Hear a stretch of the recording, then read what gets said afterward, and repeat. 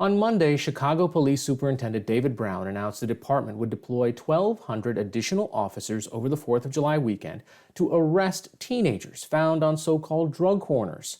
Brown said the strategy aims to reduce the city's holiday gun violence surge because teens are often paid to carry guns because they can face lighter penalties and get out of jail quickly after their arrest.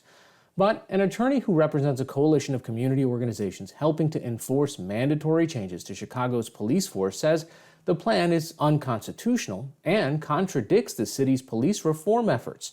NewsHour Weekend correspondent Yvette Feliciano spoke with Sheila Betty, who is also a clinical professor of law at the Northwestern Pritzker School of Law. So Sheila, what do we know about the plan Superintendent David Brown announced on Monday regarding increasing arrests at these so-called drug corners? Superintendent Brown announced that he's going to be directing officers to conduct corner sweeps. And what that means is that officers will be going predominantly in the south and west sides of the city and arresting people who are congregating at the corners. The other thing the superintendent requested is that the courts hold people who he arrests, even though he acknowledges that he's going to be arresting people for nonviolent offenses. He's asked that these folks be taken into custody and be held through the holiday weekend. So what have you been hearing from civil rights activists and criminologists about this policing strategy over the July 4th weekend?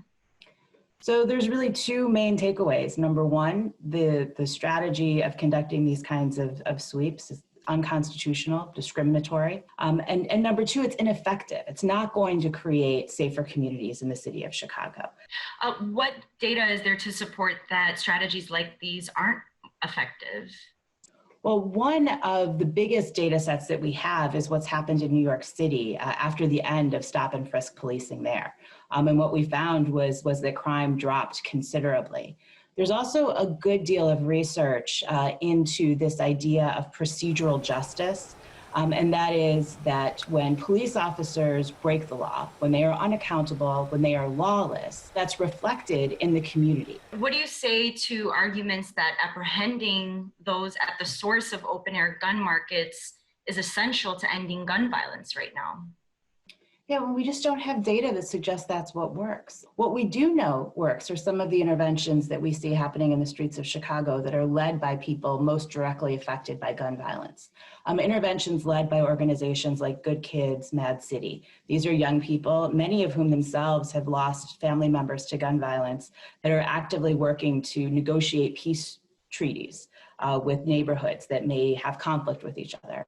Organizations like Mothers Against Senseless Killing, and this is a group of moms who have occupied one of the hottest blocks in Inglewood and have essentially reduced violence on that block significantly by just being a positive force.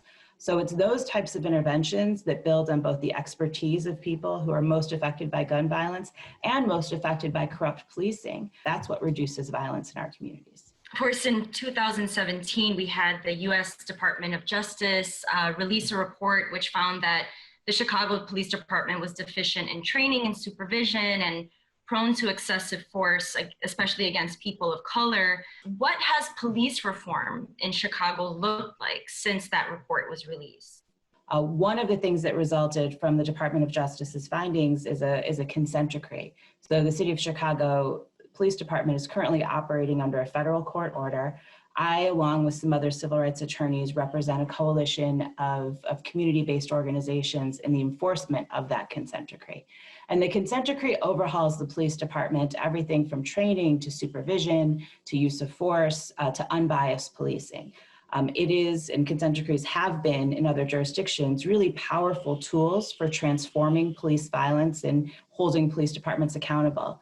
What we've seen in Chicago so far, though, is that the police department has not adhered to any of the really significant deadlines contained in the consent decree. Elected officials talk a good game about police reform. When push comes to shove, we've not seen that translated into policing policies or practices, and we certainly haven't seen it translated into compliance with the consent decree.